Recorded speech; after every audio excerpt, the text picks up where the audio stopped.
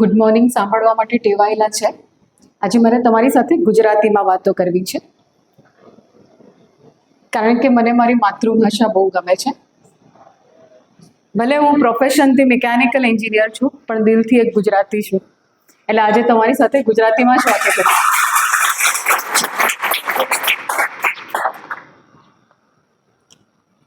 માત્ર 4 વર્ષની ઉંમરે જેણે પોતાના કરિયરની શરૂઆત કરી અને 14 વર્ષની ઉંમરે આઈપીએલમાં એન્ટ્રી લઈ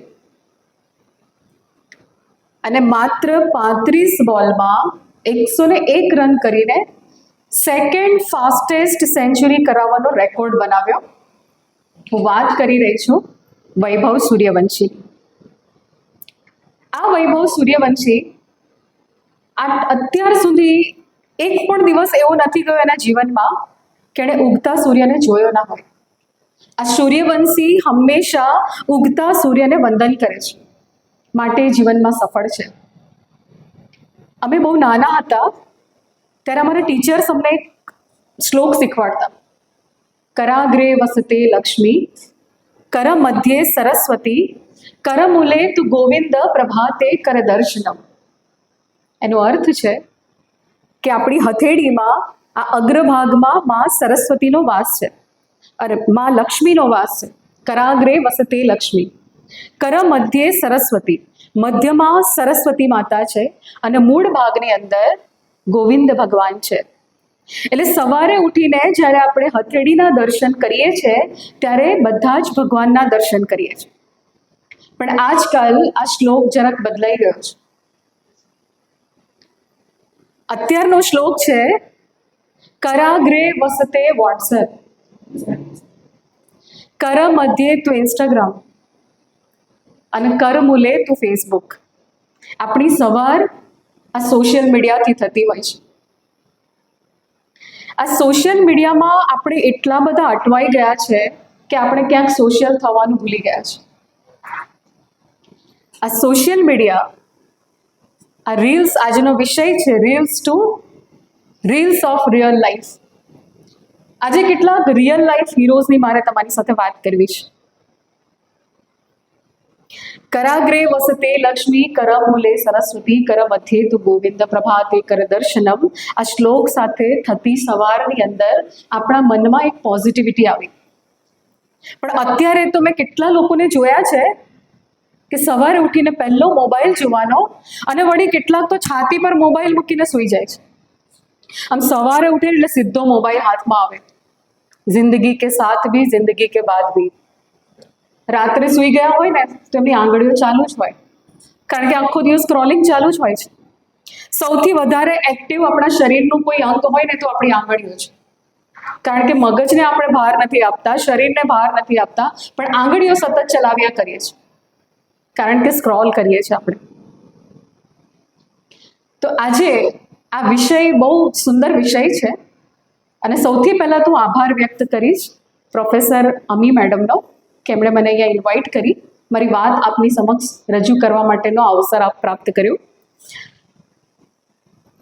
આજથી થોડા વર્ષો પહેલા તમિલનાડુના ચેન્નાઈ સિટીની બાજુમાં એક સાલેમ કરીને એક વિલેજ છે, એમાં એક બાળકનો જન્મ થયો.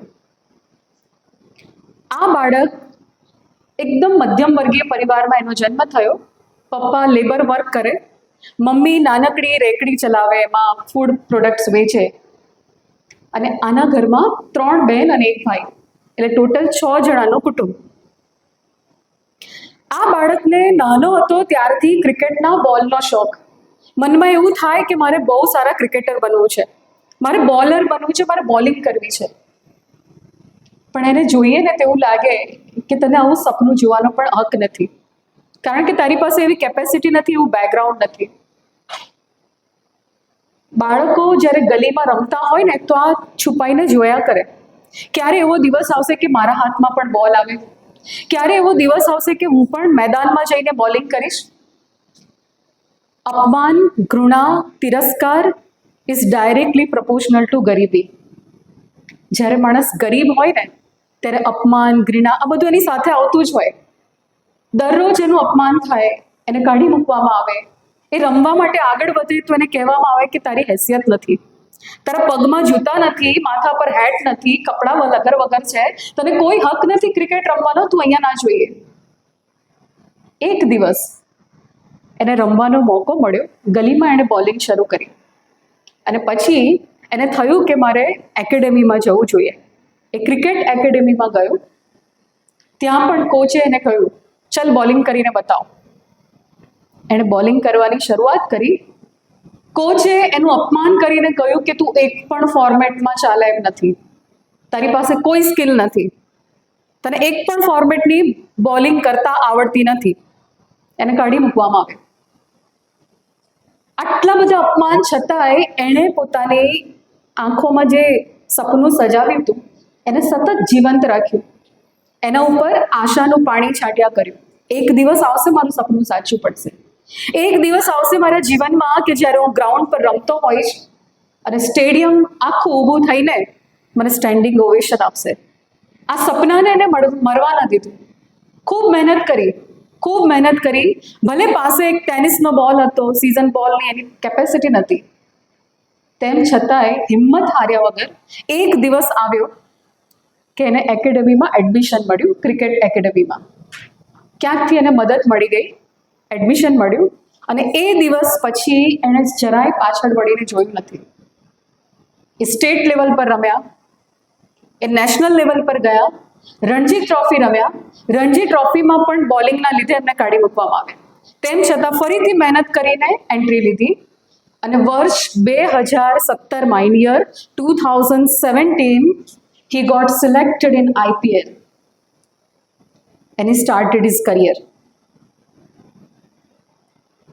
એ કહે છે કે જિંદગી જ્યારે મારા પર બાઉન્સર ફેંકતી હતી ને ત્યારે મેં એનો જવાબ યોર્કરથી આપ્યો છે. And he became the yorker king. Can you tell me the name of that person? Jasprit Bumrah પછી એનું નામ આવે છે. જસપ્રીત બુમરાહ પછી આ માણસનું નામ આવે છે, આ ક્રિકેટરનું નામ આવે છે, એનું નામ છે ટી નટરાજન. આઈપીએલની પંજાબ કિંગ્સમાંથી એને શરૂઆત કરી, પછી તો હૈદરાબાદ ચેલેન્જર્સમાં પણ એ રમ્યા અને પછી તો ઓસ્ટ્રેલિયા પણ ગયા, ત્યાં ડેબ્યુ મેચ રમી. કેટલી બધી જગ્યાએ એમને ઓપોર્ચ્યુનિટીઝ મળી અને હમણાં 2025માં he got 10.75 crore rupees.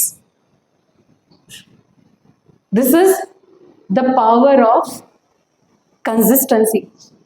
જો તમારી અંદર એક સપનું જોયું હોય કે મારે જીવનમાં આવું કંઈક કરવું છે તો એ સપનાને જીવંત રાખો, મહેનત કરો. જ્યાં સુધી અચીવમેન્ટ ના થાય ત્યાં સુધી હારવાનું નથી. હું ઘણા બધા વિદ્યાર્થીઓ, હું પણ કોલેજમાં એઝ અ પ્રોફેસર કામ કરું છું. સ્ટુડન્ટને નાની ઉંમરથી ઈગો આવી જતો હોય છે.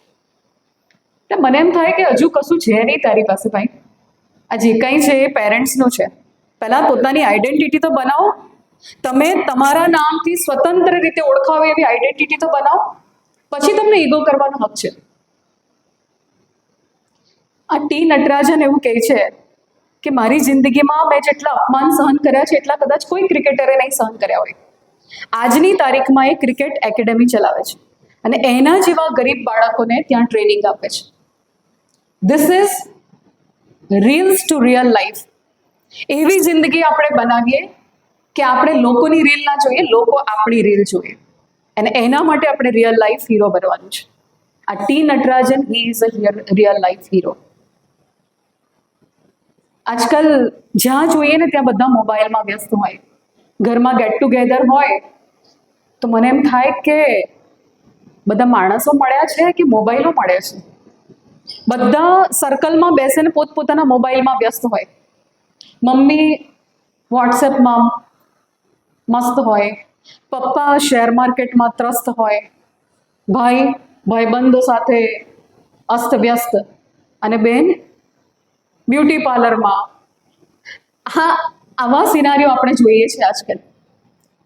આપણા ખૂબ નજીક રહેનારા લોકો, આપણા માતા પિતા, આપણા મિત્રો, આપણા બા દાદા, એમનાથી દૂર થઈને આપણાથી કોઈ હજારો કિલોમીટર દૂર છે, કોઈ બીજા દેશમાં છે, કોઈ યુએસમાં છે, કોઈ ઓસ્ટ્રેલિયામાં છે, આપણે એની સાથે કનેક્ટ થઈ ગઈએ છીએ.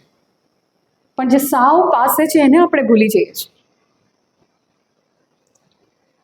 એક ઘરની અંદર બા, દાદા, મમ્મી, પપ્પા અને 2 બાળકો, આવું સરસ મજાનું પરિવાર.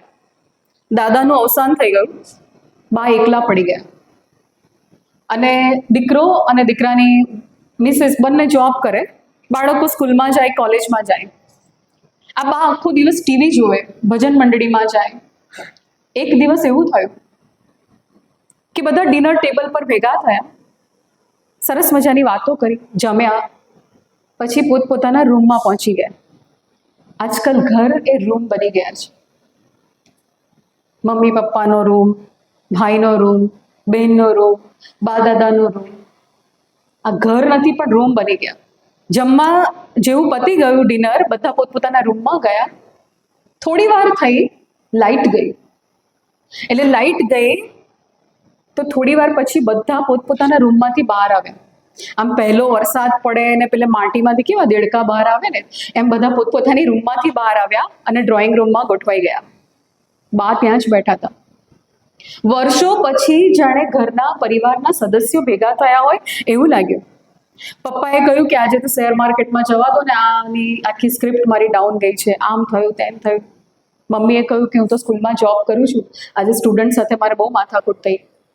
બાએ કીધું આજે તો ભજન મંડળીમાં ગઈ હતી, સવિતા બાએ તો જે ભજન ગાયું ને તો લોકો તો એનું હસી ઉડાવતા હતા, અને મેં ગાયું ને તો એટલી બધી તાળીઓ પડી, આજે તો મેં બહુ સરસ ભજન ગાયું. અને પેલા નાના બાળકો, આજે તો સ્કૂલમાં ક્રિકેટ મેચ રમાડી હતી અને એમાં મમ્મી મેં 2 સિક્સ મારી. એટલી બધી વાતો કરી. કલાક પછી લાઈટ આવી, બધા પોતપોતાના રૂમમાં પાછા ગયા. બીજા દિવસે ફરીથી ડિનર કરીને બધા પોતાના રૂમમાં ગયા. થોડી વાર પછી લાઈટ ગઈ, ફરીથી બધા ડ્રોઈંગ રૂમમાં ભેગા થયા. બા ત્યાં બેઠા હતા. આજે તો બધાએ ભેગા થઈને અંતાક્ષરી રમી. મમ્મીએ 90s ગીતો ગાયા, પપ્પાએ 80s ગીતો ગાયા, બાએ પોતાના મનગમતા ભજનો ગાયા, અને તમારી જેવી જે જનરેશન છે એમણે આજકાલના ગીતો ગાયા. એટલી મજા આવી બધાને. અંદર અંદર જે આત્મીયતા દૂર થઈ ગઈ હતી એ પાછી જીવંત થઈ. ત્રીજો દિવસ બધા ડિનર કરીને છૂટા પડ્યા, પોતપોતાના રૂમમાં ગયા. ફરીથી લાઈટ ગઈ, ડ્રોઈંગ રૂમમાં બધા ભેગા થયા, વાતો કરી, અંતાક્ષરી રમ્યા, અને પછી બા લાકડી લઈને ઊભા થયા. લાકડી લઈને એ કોઈક રૂમમાં જતા હતા. એટલે આજે પપ્પાને થયું કે આ બા ક્યાં જાય છે અંધારામાં. પપ્પા પણ ઊભા થઈને બાની પાછળ પાછળ ગયા. તો જોયું તો બા લાકડી વડે મેઇન સ્વિચ ઓન કરતા હતા. મેઇન સ્વિચ ઓન કરીને જેવા પાછળ ફર્યા, એમણે પપ્પાને જોયા એટલે જરાક હેપતાઈ ગયા. પોતાની ચોરી પકડાઈ ગયું એવું લાગ્યું. એટલે પપ્પાએ પૂછ્યું, બા આ રોજ તમે લાઈટ બંધ કરી દેતા હતા? એટલે બા કહે છે, હા, કેટલાય વર્ષોથી આપણા ઘરમાં અંધારું થઈ ગયું હતું ને, એટલે થોડું અજવાળું લાવવાનો પ્રયત્ન કરતી હતી. આપણા જીવનમાં આ મોબાઈલ અને સોશિયલ મીડિયાના કારણે ક્યાંક ને ક્યાંક અંધારું થઈ ગયું છે. આજે એ જ અંધારામાં એક નાનકડી ચિનગારી પ્રગટાવવા માટે હું અહીં આવી છું, આપણી સાથે વાતો કરવા માટે. કેટલા બધા લોકો મને મળે છે. હમણાં જ મારે મેડમ અત્યારે લગભગ 15 દિવસ પહેલાં એક કોલેજમાં જવાનું હતું. ત્યાં મારો વિષય હતો effect of social media on mental health. કેટલી બધી બીમારી just because of social media. આ રીલ્સ શું છે? જુદા જુદા પ્રસંગોના ટુકડા ભેગા કરો, એમાં મનગમતું મ્યુઝિક નાખો એટલે રીલ્સ બને છે, અને આપણે સતત એને સ્ક્રોલ કર્યા કરીએ છીએ. આ રીલ્સની અંદર રિયાલિટી ભૂલાઈ જાય છે. આ રીલ્સની અંદર ક્યાંક રિયાલિટી ભૂલાઈ જાય છે. આજકાલ જેને પણ મળીએ ને તો એમ લાગે કે ક્યાંક ખોવાયેલા છે, ક્યાંક ભટકાઈ જાય છે. અને આપણે માણસને એવું કહેવું પડે કે માણસ, તું આજકાલ હસતો નથી, રડતો નથી, જાણે તું તારામાં વસતો નથી. માણસ, તું આજકાલ હસતો નથી, રડતો નથી, જાણે તું તારામાં વસતો નથી. ઝાકળને કદી અડતો નથી ને પ્રેમમાંય પડતો નથી. ફૂલોને કદી મળતો નથી ને ટંકાએ સાંભળતો નથી. તો બહાનું બનાવીને રજા લે, વીતેલા દિવસોની મજા લે, દોડીને સંતાઈ જા, ફળિયામાં ફંટાઈ જા, ના મળે તો અંચાઈ ખા. અરે તું ના કરવાનું કરતો રહે છે ને કરવાનું કંઈ કરતો નથી. આવતા જતા તારા મનગમતા ગીતોય ગણગણતો નથી.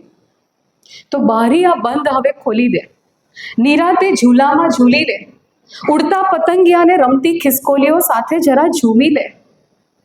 અરે તું ખુલ્લી અગાશીમાં ક્યારેક બેસીને તારાય ગણગણતો નથી. આવતા જતા નિરાતના બે ચાર શ્વાસોય ભરતો નથી. અરે રેતીના ઢગલામાં બેસીને પોતાના સપનાના મનગમતા મહેલ અમથા અમથાય ચણતો નથી. માણસ, તું આજકાલ હસતો નથી, રડતો નથી, જાણે તું તારામાં વસતો નથી. આ કવિતા આજના લોકો માટે છે. આ બાએ જ્યારે કહ્યું ને કે ઘરમાં અંધારું થઈ ગયું હતું, એમાં સહેજ અજવાળું લાવવાનો પ્રયત્ન કરતી હતી જેથી કરીને બધા ભેગા થાય.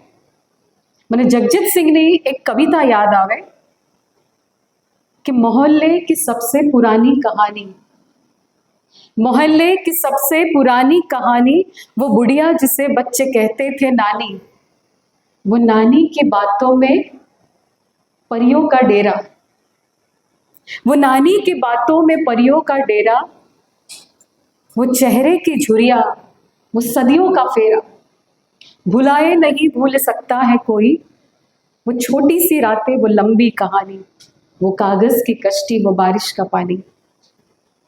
આ કવિતા આપણે બધાએ સાંભળી છે.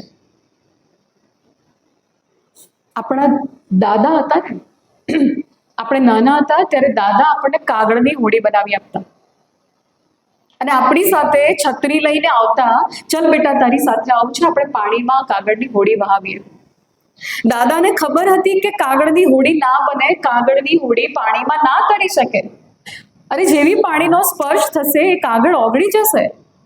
દાદાને સાયન્સ ખબર હતી, દાદાને કેમિસ્ટ્રી ખબર હતી, પણ તેમ છતાંય દાદાએ માત્ર આપણી સાથે લાગણીની વાતો કરી છે.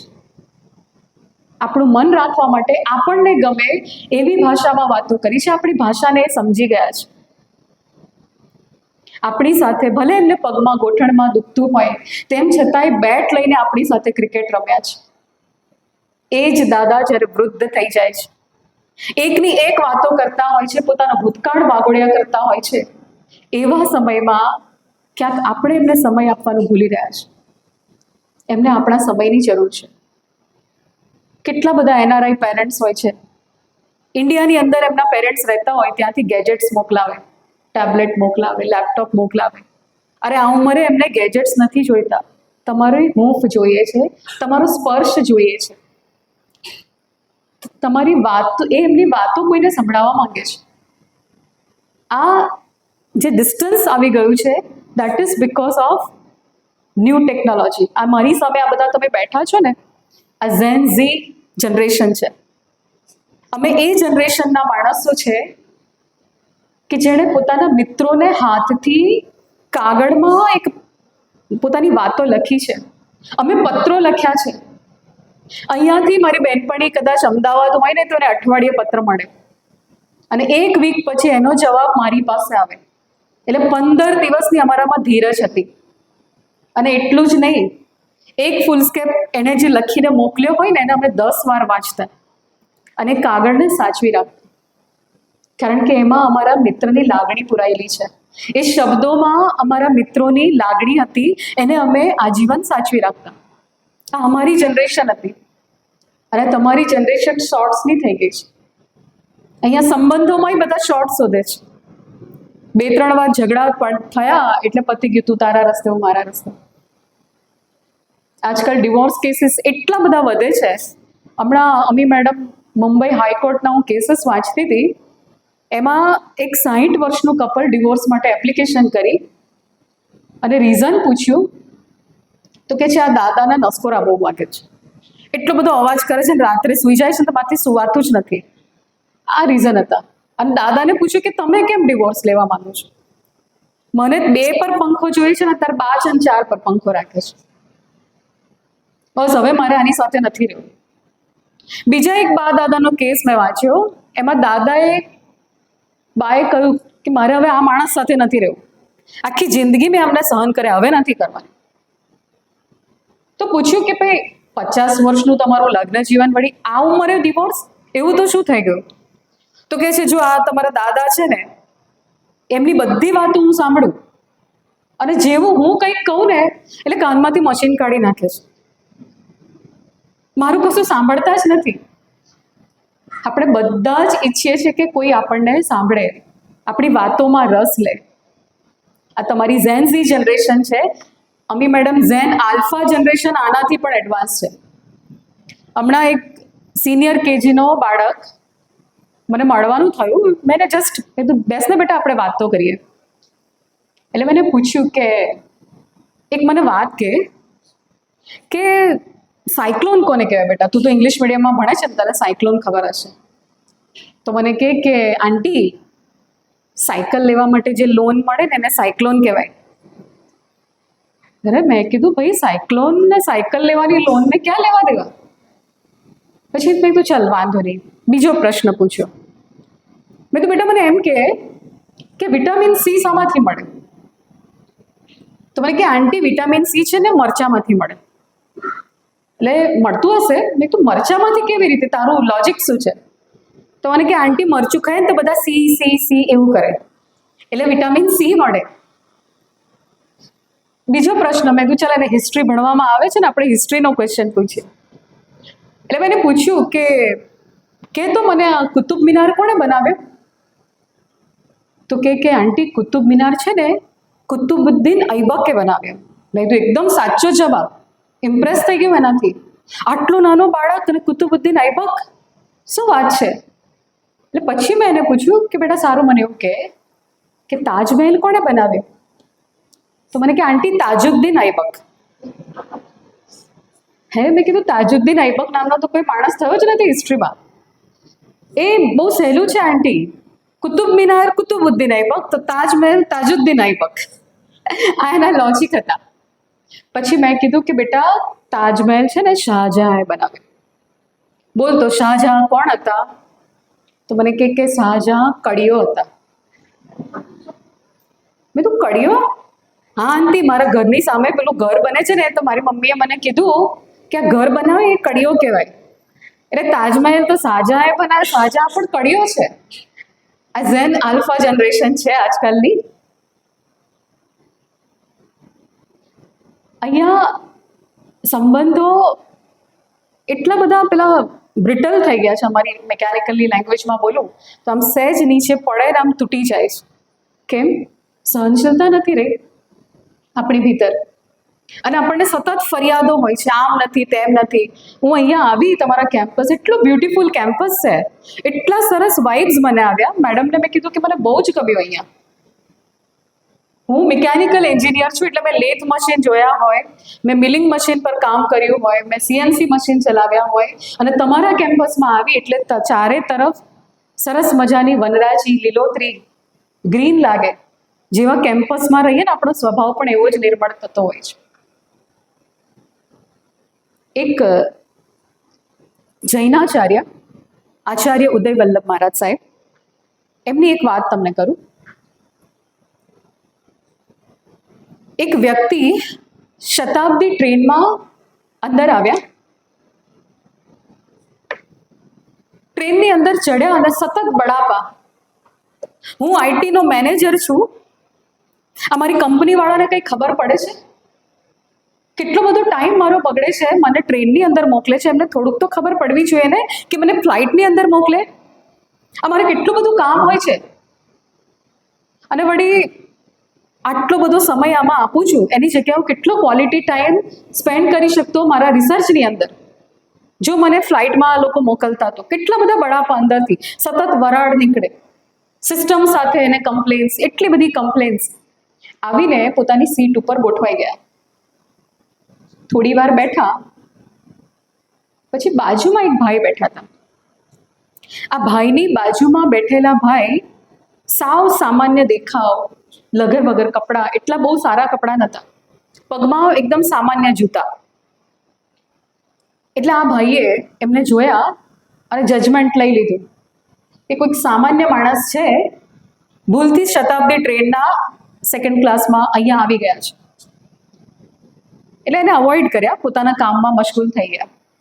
થોડી વાર થઈ એટલે આ ભાઈએ પેલા આઈટી મેનેજરને પૂછ્યું કે સાહેબ બહુ ભણેલા લાગો છો, હા? એટલે એને કંઈ બહુ જવાબ નહીં આપ્યો. આવા અભણ માણસો સાથે શું આપણે વાતો કરવાની? પોતાના કામમાં મશગુલ થઈ ગયા. થોડી વાર થઈ એટલે પેલા ભાઈએ પૂછ્યું, બાજુવાળા ભાઈએ, કે મને એવું લાગે છે કે તમે આઈટી પ્રોફેશનલ છો. હા, આઈટી પ્રોફેશનલ છું. સાહેબ, તમે આઈટી પ્રોફેશનલ વાળાએ અમારું જીવન બહુ આસાન કરી દીધું છે. આ તમારા કારણે તો બધું ડિજિટલ બેન્કિંગ થઈ ગયું. ડિજિટલ સિસ્ટમના લીધે કેટલો બધો સમય અમારો જે બગડતો હતો પહેલા લાઈનોમાં ઊભા રહેવાનો, એ બધું તમે આસાન કરી દીધો. તમે બહુ મોટો ઉપકાર કર્યો છે માનવ જાત ઉપર. સાહેબ, તમે આઈટી પ્રોફેશનલ વાળા લોકોએ બહુ સારું કામ કર્યું છે. પેલા ભાઈએ કીધું કે હા, એને પોતાના વખાણ સાંભળવા તો ગમ્યા, પણ કોઈ અભણ માણસ વખાણ કરતું હોય તો એ સાંભળીને બહુ મજા ના આવે. એને બહુ ભાવ નહીં આપ્યું. થોડી વાર થઈ એટલે ફરીથી પેલા ભાઈ બોલ્યા કે સાહેબ, તમારે પ્રોગ્રામિંગ કરવાનું આવતું હશે, એનાલિસિસ કરવાનું આવતું હશે, ડેટાબેઝ બનાવવાનો હશે, આવું બધું કામ કરવાનું છે નહીં? હા, પણ હવે એ બધું હું નથી કરતો, પહેલા કરતો હતો. હવે હું મેનેજર છું અને મારા હાથ નીચે કામ કરે છે ને એ લોકો બધું આ કામ કરે છે. બરાબર. થોડી વાર થઈ પણ સાહેબ, આમ જોઈએ તો તમારું કામ બહુ ડિફિકલ્ટ ના કહેવાય ને, આમ આસાન કહેવાય. એસીમાં બેસવાનું, બેઠા બેઠા પેલા બટન દબાવવાના, લેપટોપ પર કામ કરવાનું, આવું જ આ ભાઈ બોલ્યા એટલે પેલા ભાઈનું મગજ ગયું. તમે સમજો છો શું અમને? આ આઈટીનું કામ કંઈ સહેલું છે? આખી રાત બેસીને અમે પ્રોગ્રામિંગ કરતા હોય છે. આ બધા આળસુના પીર જેવા અમારા નીચે કામ કરતા માણસો પાસેથી કામ કેવી રીતે લેવું ને અમને ખબર પડે. અને બોસને જ્યારે કામ આપીએ છીએ ત્યારે બોસને હંમેશા અમારાથી ફરિયાદો હોય છે. આ નથી કર્યું, આ બાકી છે, આમ કર્યું છે, તેમ કર્યું છે. એમને ક્યારેય અમારા કામથી સેટિસ્ફેક્શન મળતું જ નથી. આ તમને ખબર નથી આ કામ કરવું કેટલું અઘરું છે? હો સાહેબ, એવું છે? મને એમ હશે સાહેબ, બધાના બોસ જુદા જુદા હોય છે. અરે જુદા જુદાની શું વાતો કરો છો? ઘણી વાર તો અમને એવું લાગે છે કે જાણે અમે લાઇન ઓફ ફાયર ઉપર ઊભા હોઈએ છીએ. આ લાઇન ઓફ ફાયર શબ્દ જેણે સાંભળ્યો ને ત્યાં બે ક્ષણ ચૂપ થઈ ગયા, આજુબાજુ જોયું, પછી બારીમાં જોયું. એટલે પેલા ભાઈએ પૂછ્યું, આઈટી મેનેજરે, શું થયું? અચાનક ચૂપ કેમ થઈ ગયા? કંઈ યાદ આવ્યું? હા સાહેબ, યાદ આવ્યું. અમે 30 જણા હતા સાહેબ. 30ની બટાલિયન હતી અને અમે લોકો લાઇન ઓફ ફાયર ઉપર ઊભા હતા. મને ખબર છે એ દિવસ, અને મને ખબર છે કે લાઇન ઓફ ફાયર ઉપર ઊભા રહેવું કેટલું મુશ્કેલ હોય છે. અમારા 30માંથી 26 સિપાહીઓ શહીદ થઈ ગયા સાહેબ. એ લોકોની લાશો મેં મારા હાથમાં ઉપાડી છે. મને ખબર છે લાઇન ઓફ ફાયર કોને કહેવાય. લાઇન ઓફ ફાયર ઉપર ઊભા રહેવું કેટલું મુશ્કેલ હોય છે. 26 અમારા સાથીઓ જ્યારે શહીદ થયા અને 27મા નંબરનો સાથી અમારો બરફ ઉપર પડ્યો હતો સાહેબ. દુશ્મનની ગોળીઓ એના ઉપર વાગતી હતી. હું એને બચાવવા માટે આગળ વધ્યો, પણ ત્યારે મારા બોસ મારી પાસે આવ્યા, મારો હાથ ખેંચીને મને કહ્યું કે તારે નથી જવાનું. મેં કીધું સાહેબ, હજુ અમે જીવતા છીએ. જ્યાં સુધી અમે છે ત્યાં સુધી તમે અમારા બોસ છો, તમારાથી ના જવાય. અમારા સાહેબે કીધું, જ્યાં સુધી હું છું ત્યાં સુધી તને નહીં જવાતું. મેં ખૂબ વિનંતી કરી મારા સાહેબને, પણ મારા સાહેબે મને આગળ ના જવા દીધો અને મને કહ્યું કે સાંભળ, મારો નંબર 4થો છે. મારા લિસ્ટની અંદર સૌથી પહેલો નંબર મારા રાષ્ટ્રનો છે, મારા દેશનો છે. બીજા નંબર ઉપર મેં મારા સાથીઓને રાખ્યા છે, મારા કલીગ્સને રાખ્યા છે. ત્રીજા નંબર ઉપર મારા હાથ નીચે કામ કરતા લોકો, અને ચોથા નંબર ઉપર મેં મારી જાતને રાખી છે. મારો નંબર 4થો છે. જ્યાં સુધી હું જીવતો છું તમને આગળ નહીં જવા દઉં. મારા બોસે મને ધક્કો મારીને પોતે આગળ ગયા. એ સાથીદારને એમણે હાથમાં ઉપાડ્યા અને ત્યાંથી પાછા આવતા હતા ને સાહેબ, ત્યારે દુશ્મનોની એટલી બધી ગોળીઓ એમના શરીરમાં વાગી કે આખું શરીર ચારણીની જેમ વિંધાઈ ગયું. આરોપાર ગોળીઓ પસાર થઈ ગઈ. મારા સાહેબ ત્યાં ઢળી પડે અને એ વખતે એમના શરીરમાં થોડાક પ્રાણ હતા. હું એમની પાસે ગયો, હાથ ઊભો કરીને જય હિન્દ બોલે અને મને કહ્યું, સાંભળ, પેલું દેખાય છે ને PIC 4875, એના ઉપર તિરંગો લહેરાવી દે છે, હવે હું જાઉં છું. આટલું કહીને મારા બોસ શહીદ થઈ ગયા. એમણે આંખો ઢાળી દીધી. સાહેબ, પછી તો અમે દુશ્મનોનો જે સામનો કર્યો છે અને PIC 487 ઉપર તિરંગો લહેરાવી દીધો. સાહેબ, અમને ખબર છે લાઇન ઓફ ફાયર કોને કહેવાય. અમે એ દ્રશ્યો જોયા છે. સાહેબ, આ વાત જે આ માણસે કરી ત્યાં IT મેનેજરને સમજાવ્યું કે હું કોની સામે હોશિયારી મારું છું. અરે, આખી ટ્રેનમાં સૌથી વધારે રિસ્પેક્ટેબલ કોઈ પર્સન હોય તો આ માણસ છે. અને એની સામે હું કહેતો હતો કે હું બહુ ભણેલો છું ને તમે તો સાવ અભણ છો. આવા વિચારો હું કરી રહ્યો હતો. એને પૂછ્યું કે તમે એ જ છો વિક્રમ બત્રાની ટીમમાં જે હતા? હા સાહેબ, વિક્રમ બત્રા અમારા બોસ હતા. એમના જેવા બોસ ના મળે આ જમાનામાં. અમારી રક્ષા માટે એમણે શહીદી વહોરી છે. સાહેબ, અને પછી તો બંને વચ્ચે વાતો ચાલી. પૂછ્યું કે હવે તમે શું કરો છો? સાહેબ, એમાં એવું છે ને કે હવે અમારું વોરમાં જવાનું બંધ થઈ ગયું. ખૂબ કર્યું. હવે અમને સાદા સીધા કામો આપ્યા છે. એ બધા કામો કરીએ છીએ. બસ એના માટે જ ગયો તો મળવા માટે. હવે પાછો ઘરે જઈ રહ્યો છું. સાચું કહું ને સાહેબ, તો હાઈ ટેન્શનમાં જે કામ કર્યું છે ને, એટલે આ બધા સીધા સાદા કામ કરવાની મજા નથી. અમને તો એ જ મજા આવે છે. ખૂબ વાતો કરી બંને. સ્ટેશન આવ્યું. પોતપોતાનો સામાન લઈને બંને નીચે ઉતર્યા. પ્લેટફોર્મ ઉપરથી જ્યારે છૂટા પડતા હતા ત્યારે પેલા સોલ્જરે હાથ લંબાવીને IT મેનેજરને કહ્યું, સાહેબ, તમે બહુ ભણેલા છો. આ તો તમારી પાસે બેઠા ને તો 2 શબ્દો જાણવા મળ્યું, શીખવા મળ્યું. ખૂબ ખૂબ આભાર સાહેબ. અને એ વખતે IT મેનેજર બોલે છે, એનો હાથ પોતાના હાથમાં લઈને બોલે છે, આ એ હાથ છે જેણે પોતાના હાથોમાં બંદૂક ઉપાડી છે. આ એ હાથ છે જેણે હાથમાં હેન્ડ ગ્રેનેડ લીધા છે અને દુશ્મનની સેના ઉપર નાખ્યા છે. આ એ હાથ છે જેણે દેશનો તિરંગો 4875 PIC ઉપર લહેરાવી દીધો છે. આ એ હાથ છે જે પર્વતો ઉપર ચડ્યા છે. પોતાના જીવનની જેણે પરવા નથી કરી અને દેશની રક્ષામાં કામ લાગેલા હાથો છે. આ હાથો બહુ મારા માટે વંદનીય છે. અને સાહેબ, આજે તમને વચન આપું છું કે જિંદગીમાં ક્યારેય પણ કમ્પ્લેન નહીં કરો. જે વ્યક્તિ આવી પરિસ્થિતિમાં પણ કહી શકે છે કે મારા બોસ બહુ સારા હતા અને ખરેખર સારા હતા, દેશ માટે ફના થવામાં એમણે સહેજ પણ પાછી પાની નથી કરી, એવા વ્યક્તિનો હાથ આજે મારા હાથમાં છે. હું વચન આપું છું કે જિંદગીમાં ક્યારેય પણ કમ્પ્લેન નહીં કરો. These are the real life heroes. These are the real life heroes. આપણે શું રીલ્સની દુનિયામાં ખોવાઈ ગયા છે. અરે, જિંદગી જીવવી હોય તો એવી જિંદગી જોઈએ કે લાસ્ટ મોમેન્ટ પર આપણને એવું થાય કે yes, I have lived my life. This is the real life and this is from reels to real life. આ ખુમારી છે. આ ખુમારી આપણે આપણા બધાની અંદર લાવવાની છે, આપણા જીવનમાં લાવવાની છે. આજથી થોડા વર્ષો પહેલા 26 જુલાઈ 2018 નો દિવસ અમદાવાદની અંદર માત્ર 70 મિનિટમાં 21 જગ્યાએ સિરિયલ બોમ્બ બ્લાસ્ટ થયા. હસતું, રમતું, ખેલતું, ધબકતું અમદાવાદ જાણે સ્મશાન બની ગયું. ચારે તરફ ધુમાડા, આગ, સ્વજનોનું આક્રંદ, એમ્બ્યુલન્સની ચીસો સંભળાય તમને. આ વખતે એ જે કારસ્તાન જેણે કર્યું હતું એ ઇન્ડિયન મુજાહિદ્દીન, એનું કનેક્શન હતું ISI અને લશ્કરે તોયબા સાથે પાકિસ્તાન. આ સંગઠનને બહાર કાઢવા માટે, એને આઈડેન્ટિફાય કરવા માટે એક માણસ મેદાનમાં આવ્યો. એનું નામ IPS officer mister Ashish Bhatia. He was a mechanical engineer.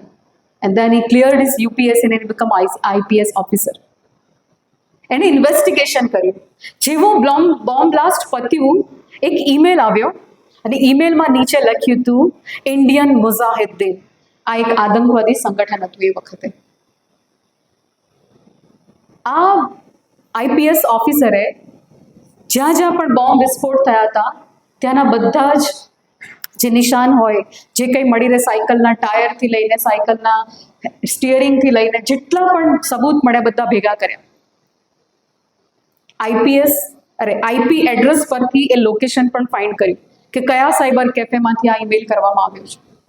આજુબાજુના ક્યાં ક્યાં જગ્યાઓ છે જ્યાં કોઈ અનનોન લોકો ભાડે રહેતા હતા, એ બધા જ એમણે એવિડન્સીસ ભેગા કર્યા.